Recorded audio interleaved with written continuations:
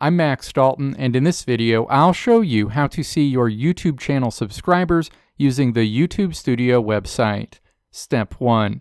Open a web browser, navigate to studio.youtube.com, and then sign in to your YouTube account if you're not signed in already. You'll land on your YouTube Studio home screen. Step 2. Scroll down to the Recent Activity section. Step 3.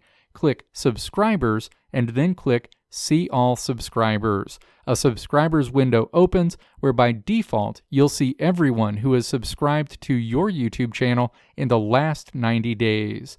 Step 4. Click to expand the drop-down next to Last 90 Days, and then click Lifetime in this menu. You'll now be able to see all of the people who are subscribed to your YouTube channel. You can sort your YouTube channel subscribers by either date subscribed or their subscriber count. From there, you can navigate down to the bottom of this list to page through it. Additionally, if you want to see more info associated with one of your subs, all you need to do is click their name to view their channel. Let me know if this video helped you out in the comments below. If you liked what you saw here, click the video links on the right side of the screen to check out another video.